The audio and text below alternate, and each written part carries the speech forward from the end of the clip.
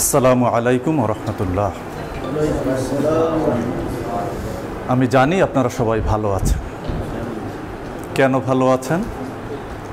এখন আপনারা স্বাধীনভাবে শ্বাস নিতে পারছেন, স্বাধীনভাবে চলতে পারছেন, মন খুলে কথা বলতে পারছেন। আল্লাহ রাব্বুল আলামিনের পক্ষ থেকে এটি আমাদের একটি মহা নিয়ামত। এজন্য আমরা শুকরিয়া আদায় করি, আলহামদুলিল্লাহ। আল্লাহ রাব্বুল আলামিন পবিত্র কোরআনে বলেছেন, যারা তওবা করে, ঈমান গ্রহণ করে এবং নেক আমল করে, তাদের সব পাপগুলো আল্লাহ নেক আমল দিয়ে পরিবর্তন করে দেন। তাহলে আজকে এই মহৎ সভায় আমরা সবাই আল্লাহর কাছে ক্ষমা প্রার্থনা করি, যেহেতু আল্লাহ রাসূল সাল্লাল্লাহু আলাইহি ওয়াসাল্লাম তিনি প্রতিদিন ৭০ বারের বেশি তওবা করতেন। এটা আমরা বুখারী মুসলিমের হাদিসের মাধ্যমে জানতে পারি। তো সেই তওবায় আমরা শরীক হই, সবাই বলি আস্তাগফিরুল্লাহ। কোরআনের আয়াত অনুযায়ী দ্বিতীয় কাজটি হচ্ছে ঈমান গ্রহণ করা। আমরা আজকে আমাদের ঈমানকে আবার নতুন করে নবায়ন করি। আমরা সবাই পড়ি আশহাদু আল্লা ইলাহা ইল্লাল্লাহু ওয়া আশহাদু আন্না মুহাম্মাদান আবদুহু ওয়া রাসূলুহু। আমরা এই দুটি কাজের পরে তৃতীয় কাজটি আমাদের জন্য হচ্ছে নেক আমল করা। আজকে আমরা এখানে যারা এসেছি, আমরা নেক আমল করার জন্য এসেছি। আমি যখন কোনো ভালো কাজের নিয়ত করি, আল্লাহ রাব্বুল আলামিন আমার সেই ভালো কাজের সওয়াব দান করতে শুরু করেন এবং সেই ভালো কাজের নিয়তটিকে বাস্তবায়ন করার জন্য আল্লাহর ফেরেশতা সহ বিভিন্নভাবে তিনি সহযোগিতা করতে থাকেন তার বান্দাকে। এই সমাজটাকে পরিবর্তন করার জন্য আমরা নির্বাচনকে মুখ্য বিষয় মনে করি না। আল্লাহ রাসূল সাল্লাল্লাহু আলাইহি ওয়াসাল্লাম, হযরত মুহাম্মদ সাল্লাল্লাহু আলাইহি ওয়াসাল্লাম সর্বশেষ নবী এবং রাসূল। এর আগে হযরত আদম আলাইহি ওয়াসাল্লাম থেকে আমরা নির্ধারিত সংখ্যায় না বলে অসংখ্য নবী রাসূল এসেছিলেন। তারা কেউ নির্বাচন নিয়ে মাথা গরম করেননি। তারা কু আনফুসাকুম ওয়া আহলিকুম নারা, সেই দোজখের ভয়াবহ আগুন থেকে নিজে বাঁচা এবং তার প্রতিবেশীকে, তার আহালকে, তার স্বজাতিকে বাঁচানোর চেষ্টা করেছিলেন। এটাই হচ্ছে নবী রাসূলদের দায়িত্ব। আর আমরা এখন যারা নবী রাসূলদের উত্তরসূরি, আমাদেরও এই দায়িত্ব। আমি নিজে এই জাহান্নামের আগুন থেকে বাঁচব এবং আমার আহাল পরিবার যারা আছে তাদেরকে আমি এই জাহান্নামের আগুন থেকে বাঁচাব। এখন আমার আহাল কতটুকু, আহালের পরিমাপ বিভিন্ন রকম রয়েছে। যিনি পরিবারের কর্তা, তার জন্য আহাল হচ্ছে পরিবারের সদস্যবর্গ। আর যিনি সমাজের কর্তা, তার জন্য আহাল হচ্ছে ওই সমাজের সদস্যবর্গ। আর যিনি সমগ্র রাষ্ট্রের কর্তা ব্যক্তি, তার আহাল হচ্ছে সমগ্র রাষ্ট্রের জনগণ। যার যতটুকু আহাল, কিয়ামতের মাঠে তাকে ততটুকু বিষয়ে জবাবদিহি করতে হবে, এর বাইরে নয়। অতএব আমি আমার আহালকে নির্ধারণ করে নেই এবং সেই অনুযায়ী আজকের থেকে আমরা সিদ্ধান্ত নেই আল্লাহর দ্বীনের পথে আমি নিজে চলব এবং আমার আহাল যারা তাদেরকে আমরা পরিচালিত করব। এই পরিচালিত করার জন্য প্রথম যে কাজটি, সেই কাজটি হচ্ছে আল্লাহ রাসূল সাল্লাল্লাহু আলাইহি ওয়াসাল্লাম তিনি ভেবেছিলেন, যাকে ইতিহাসে আইয়ামে জাহিলিয়ার যুগ বলা হয়েছে, সেই যুগকে কিভাবে পরিবর্তন করা যায়, যেখানে একটি উটের জন্য 40 বছর কাল যুদ্ধ স্থায়ী হয়, উট অন্যের খেতে গিয়ে ফসল খাওয়ার কারণে, যেখানে কন্যা সন্তানকে জীবন্তভাবে কবর দেওয়া হতো, ব্যবসায়ীদের সমগ্র সম্পত্তি লুণ্ঠন করা হতো। সেই সমাজকে কিভাবে সুন্দর সমাজ তৈরি করা যায়, এজন্য তিনি হিলফুল ফুজুল সংগঠন গঠন করেছিলেন, যেখানে হযরত আবু বকর, যেখানে ওমর, যেখানে এদের মতো ব্যক্তিবর্গ ছিলেন। কিন্তু তিনি ভাবলেন, তিনি দেখলেন যে না, এভাবে সমাজের কল্যাণ করা সম্ভব হয় না। যার জন্য তিনি হেরা গুহায় ধ্যান করতে গেলেন যেই ধ্যানের ফলে সেখান থেকে তিনি পেলেন প্রত্যাদেশ ঐশী বাণী, ইকরা বিইসমি রব্বিকাল্লাযী খালাক। ইসলামের প্রথম বাণী, ইসলামের প্রথম বাণী বলবো হযরত মুহাম্মদ সাল্লাল্লাহু আলাইহি ওয়াসাল্লামের কাছে যে পূর্ণাঙ্গ ইসলাম এসছে, সেই পূর্ণাঙ্গ ইসলামের প্রথম বাণী হচ্ছে ইকরা। পড়তে হবে। পৃথিবীর অন্য কোনো ধর্মে, পৃথিবীর অন্য কোনো রাজনৈতিক দলে এই পাঠ নেই যে আপনাকে পড়তে হবে। ইসলাম ধর্মের প্রথম পাঠ হচ্ছে আপনাকে পড়তে হবে। আর যারা ইসলামী সংগঠন পরিচালনা করেন, ইসলামী সংগঠনেরও প্রথম কাজ হচ্ছে আপনাকে পড়তে হবে। অতএব ইসলামকে জানার জন্য, ইসলামী সংগঠন পরিচালনার জন্য, ইসলামী সংগঠনের সদস্য হওয়ার জন্য, ইসলাম অনুযায়ী দেশ এবং রাষ্ট্রকে পরিচালনা করার জন্য আমাদের অবশ্য পাঠ্যগ্রন্থ হচ্ছে আল কুরআন। আমরা যারা আল কুরআনকে শুদ্ধভাবে পড়তে জানি না, আজকে আমরা সিদ্ধান্ত গ্রহণ করি যে আমরা আল কুরআন নিজেরা শিখব, নিজেরা পড়ব, অন্যদেরকে শেখাবো এবং আল কুরআনের আলোকে আমাদের সমাজ এবং রাষ্ট্রকে আমরা গঠন করব। এজন্য আমাদের কি করতে হবে? আমাদেরকে সংগঠনের অধীনে সংঘবদ্ধ হতে হবে। কারণ আমরা কুরআন এবং হাদিসের মাধ্যমে জানতে পেরেছি ওয়াতাসিমু বিহাবলিল্লাহি জামিআ ওয়া লা তাফাররাকু, এটি হচ্ছে আল কুরআনের নির্দেশ। আপনাকে ইসলাম পালন করতে হলে, মুসলমান হিসেবে দাবি করতে হলে, সেখানে যদি মাত্র 3 জন মুসলমানের অবস্থানও থাকে, তাহলে সেই 3 জনকে একতাবদ্ধ থাকতে হবে, বিচ্ছিন্ন হওয়া যাবে না। আলী রাদিয়াল্লাহু তাআলা আনহু বলেছেন যে সংগঠন ছাড়া ইসলাম নেই। যদি কেউ ইসলাম প্রতিপালন করেন আর নিজে কোনো সংগঠনের অন্তর্ভুক্ত না থাকেন, তাহলে আসলে প্রকারান্তরে তিনি ইসলামে নেই। নিজের ঈমানকে বাঁচানোর জন্য, নিজের দ্বীনকে বাঁচানোর জন্য, নিজের ধর্মকে বাঁচানোর জন্য আমরা যদি সমাজের সব অন্যায় থেকে নিজেকে গুটিয়ে নিয়ে মসজিদ অথবা কোনো ধর্মীয় প্রতিষ্ঠানে নিজেকে গুটিয়ে রাখি, তাহলে তার মতো স্বার্থপর ব্যক্তি পৃথিবীতে দ্বিতীয়টা নেই। যেটি আমরা বনি ইসরাইলের ইতিহাস যদি আমরা জানি, যে বনি ইসরাইলকে উল্টিয়ে দেওয়ার, ওই জনপদকে উল্টিয়ে দেওয়ার সিদ্ধান্ত হয়েছিল, তখন সেখানে এক আবেদ ব্যক্তি ছিলেন।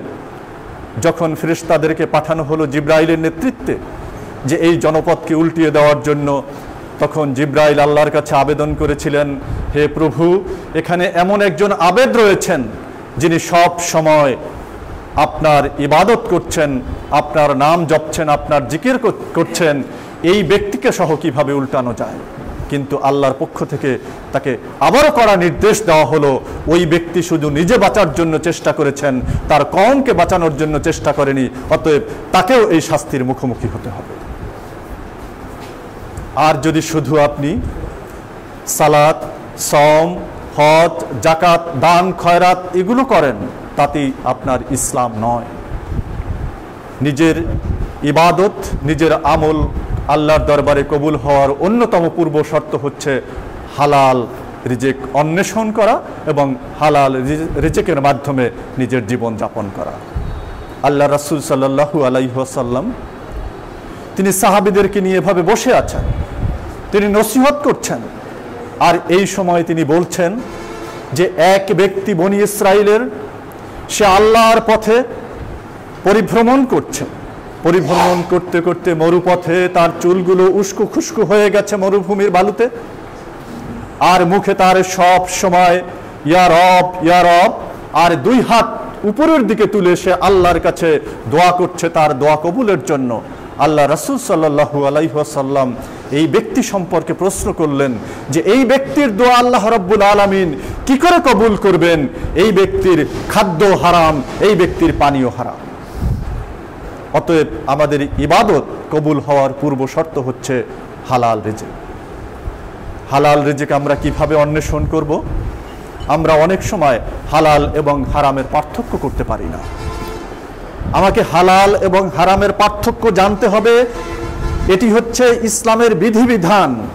আপনাকে ইসলামের অতটুকু জ্ঞান অর্জন করতেই হবে যেই জ্ঞান দ্বারা আপনি হালাল এবং হারামকে পার্থক্য করতে পারেন।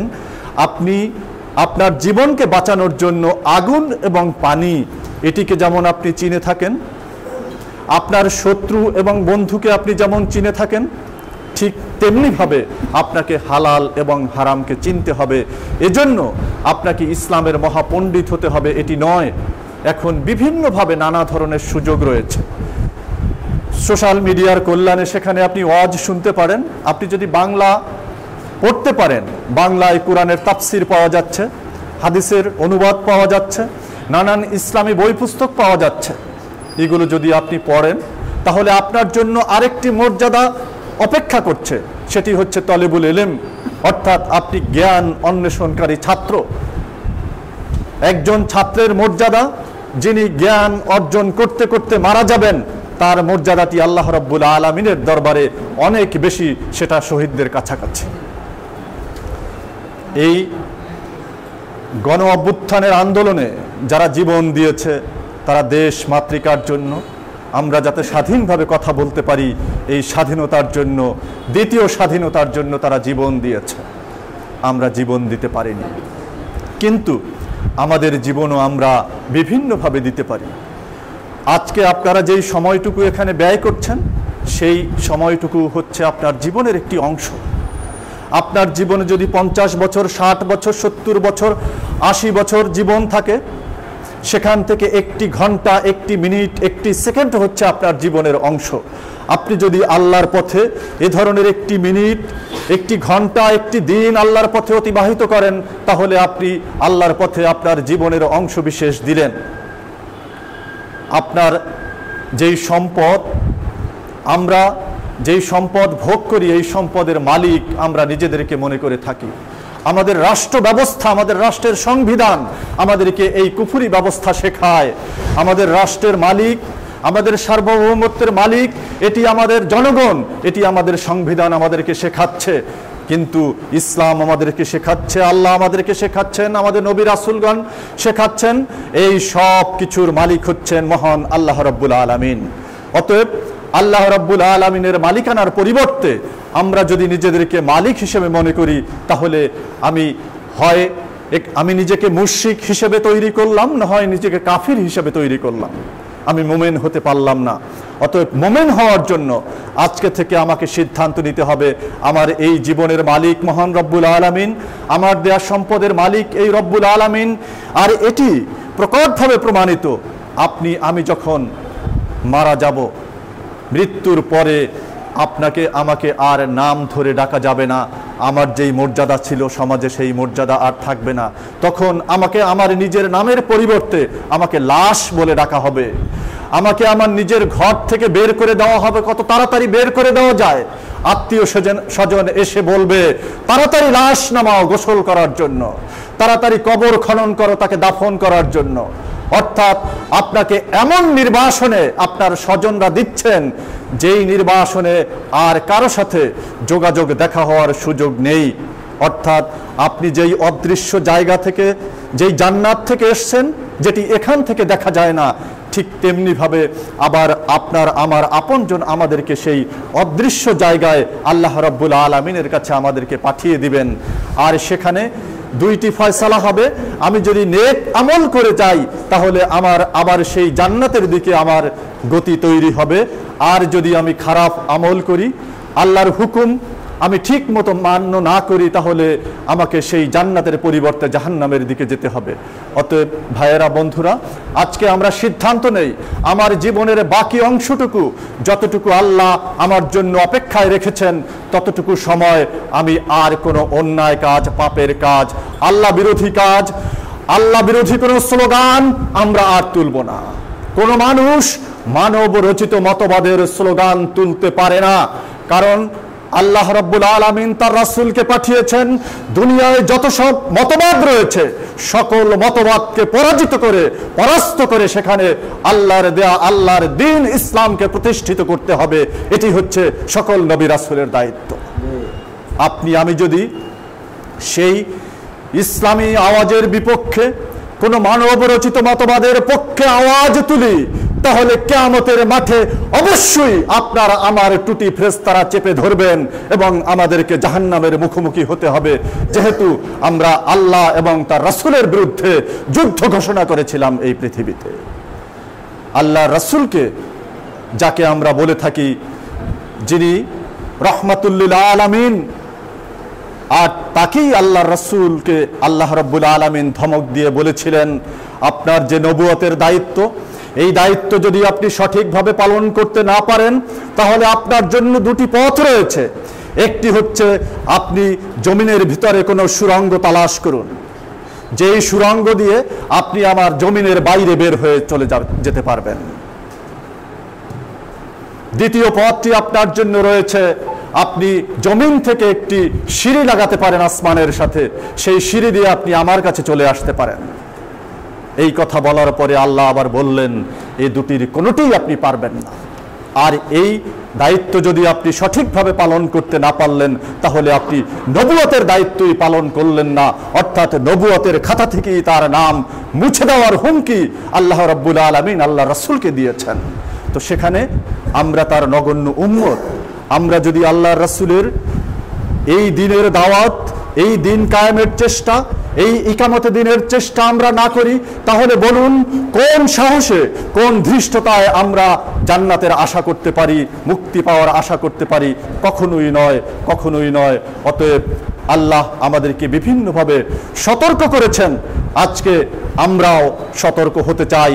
আমরা ইবলিসকে সতর্ক করে দিতে চাই। ইবলিস আমাদেরকে যেই চ্যালেঞ্জ দিয়েছিল, আমাদের ডান দিক থেকে, বাম দিক থেকে, সামনের থেকে, পেছন থেকে, এই চতুর্দিক থেকে আমাদেরকে ইবলিস কুমন্ত্রণা দিবে, হামলা দিবে, কিন্তু দুটি দিক বাকি রয়ে গেছে, উপর এবং নিচ। এই দুটি দিক থেকে আল্লাহ রাব্বুল আলামিন তার বান্দাকে সরাসরি সাহায্য করবেন। আর এই চতুর্দিকের বিষয়গুলোতে বান্দা যদি সতর্ক থাকে তাহলে ইবলিসের সকল ষড়যন্ত্র আল্লাহ রাব্বুল আলামিন নস্যাৎ করে দিবেন। আর আল্লাহ রাব্বুল আলামিন জানিয়েছেন, যেই জনপদের অধিবাসীরা আল্লাহর হুকুম মানতে শুরু করবে সেই জনপদের অধিবাসীদের খাবারের ব্যবস্থা আল্লাহ রাব্বুল আলামিন আসমান থেকে দিতে শুরু করবেন এবং জমিন থেকে উদ্গীরণ করে দিবেন। আমরা অনেকে ভয় পাই, আমরা একটি মহারাষ্ট্রের কোলের মধ্যে রয়েছি, আমরা ছোট রাষ্ট্র, আমরা কি খাবো? আপনি আফগানিস্তানের দিকে তাকান, আফগানিস্তান একটি ছোট রাষ্ট্র, যেই রাষ্ট্রে যুদ্ধ বিধ্বস্ত, পৃথিবীর কোন রাষ্ট্র তাকে স্বীকৃতি দিচ্ছিল না। পৃথিবীর সব দেশগুলো ভাবতে শুরু করেছিল আফগানিস্তানের মানুষগুলো না খেয়ে মারা যাবে। আর আপনি এখন দেখুন পৃথিবীর ভেতরে একটি উন্নত রাষ্ট্রে পরিণত হতে যাচ্ছে আফগানিস্তান। আফগানিস্তানের সাথে সারা পৃথিবী এখন বাণিজ্য চুক্তি করার জন্য এগিয়ে আসছে। কেন? তারা আল্লাহর হুকুম মানতে শুরু করেছে। তারা যখন বিজয় অর্জন করেছে, গণ অভ্যুত্থান করেছে, বিপ্লব করেছে, তখন তারা সিজদা দিয়ে আল্লাহর শুকরিয়া আদায় করেছে। তারা জ্বালাও পোড়াও করে, দখল করে তারা এই শুকরিয়া আদায় করেনি, অন্যের উপরে হামলা করে এই শুকরিয়া আদায় করেনি।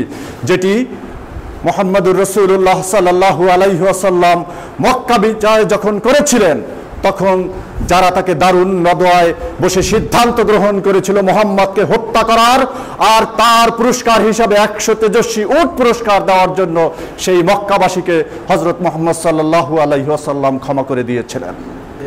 আমরা সেই একই নীতিতে সেই মুহাম্মদের ইসলাম আমরা অনুসরণ করি, যার কারণে আমাদের সম্মানিত আমিরে জামাত ডাক্তার শফিকুর রহমান তিনি ঘোষণা করেছেন, আমাদের উপরে দলীয়ভাবে যারা যত ধরনের নির্যাতন, অত্যাচার, নিষ্পেষণ, যা কিছু অবিচার করেছে সব কিছু আমরা সেই রাসূলের তরিকায়, রাসূল যেভাবে মক্কা বিজয়ের পরে তাদেরকে ক্ষমা করে দিয়েছিলেন, আমরাও তাদেরকে ক্ষমা করে দিলাম। কিন্তু যারা মানবতা বিরোধী অপরাধ করেছে, যারা আপনার সম্পদকে লুণ্ঠন করেছে, যারা আপনার ভাইকে, আপনার সন্তানকে, আপনার বাবাকে, আপনার মাকে হত্যা করেছে, তার বিচার অবশ্যই হতে হবে, কারণ এটিও ইসলামের বিধান। আর আমাদেরকে সতর্ক থাকতে হবে, আমরা যেই জগদ্দল পাথরকে সম্মিলিত প্রচেষ্টায় ছোট ছোট ছাত্রদের আবাবিল পাখির মতো আল্লাহ রাব্বুল আলামিন ঝাঁকে ঝাঁকে পাঠিয়ে সেই আব্রাহার হস্তি বাহিনীর মতো নিঃশেষ করে দিলেন। বাইতুল মুকাররমের খতিব 300 এমপি সহ প্রশাসনের গুরুত্বপূর্ণ কর্মকর্তা সহ যারা পালিয়ে গিয়েছে, সেই আব্রাহার হস্তি বাহিনীর মতো এটি জাতির জন্য, মুসলিম উম্মার জন্য একটি বড় নেয়ামত। এই নেয়ামতের আমাদের শুকরিয়া আদায় করতে হবে, এই দেশকে পাহারা দিতে হবে। এই দেশে যাতে আর কোনো জগদ্দল পাথর, আর কোনো স্বৈরশাসক, আর কোনো লুণ্ঠনকারী, আর কোনো আয়নাঘর সৃষ্টিকারী, আর কোনো গুমকারী, আর কোনো হত্যাকারী, আর কোনো জবরদখলকারী বাংলাদেশে আর অভ্যুত্থান হতে না পারে, আর আসতে না পারে। আমাদেরকে সেজন্য সবসময় সতর্ক থাকতে হবে। আর এজন্য আমাদের জীবন দিয়ে হলেও আমাদের এজন্য প্রস্তুত থাকতে হবে। সম্মানিত ভাইয়েরা, আজকে সময় সংক্ষেপ, মাগরিবের নামাজ সমাগত। আপনাদের মূল কথাটি হচ্ছে, আমরা আজকে এখানে এসেছি, আমরা এই সংগঠনের আহ্বানে আজকে আমরা আল্লাহর এই খাতায় নাম লিপিবদ্ধ করি, এই তালিকায় লিপিবদ্ধ করি, যেমনিভাবে আল্লাহ রাসূলের হাতে সাহাবায়ে কেরাম বায়াত গ্রহণ করেছিলেন। আর এখন যেহেতু আল্লাহ রাসূল নেই, অতএব আল্লাহ রাসূলের পদ্ধতিতে যেই সংগঠন রয়েছে, ইসলামের বিধান অনুযায়ী আমাদেরকে সেই সংগঠনের অধীনে সংঘবদ্ধ থাকলে এটি আল্লাহ রাসূলের বায়াতের শামিল হবে। আর আল্লাহ রাসূলের বায়াতের শামিল আমরা হতে পারলে কিয়ামতের মাঠে কঠিন মুসিবতের সময় আমরা আল্লাহ রাসূলের শাফায়াত আশা করতে পারি। আল্লাহ রাব্বুল আলামিন আমরা যেই জান্নাত থেকে এসেছি, আমাদের আদি পিতা, আমাদের আদি মাতা যেই জান্নাত থেকে এসেছেন, আমাদের সেই প্রথম এবং শেষ এবং চূড়ান্ত ঠিকানা জান্নাতে আমরা পৌঁছতে পারি। আল্লাহ আমাদেরকে তৌফিক দান করুন। আপনারা যারা আজকে এখানে এই অনুষ্ঠানে অংশগ্রহণ করেছেন, আপনাদের জন্য উত্তম যা আল্লাহর দরবারে প্রার্থনা করছি। এবং যেই আয়োজক যারা এটিকে আয়োজন করেছেন এবং পাশে থেকে আপনাদেরকে জাহান্নামের আগুন থেকে বাঁচানোর চেষ্টা করছেন, আল্লাহ রাব্বুল আলামিন তাদেরকে উপযুক্ত যা দান করুন এবং এই আন্দোলনকে এগিয়ে নেওয়ার জন্য সব ধরনের সহযোগিতা আল্লাহ রাব্বুল আলামিন সরাসরি দান করুন। আসসালামু আলাইকুম ওয়া রাহমাতুল্লাহ।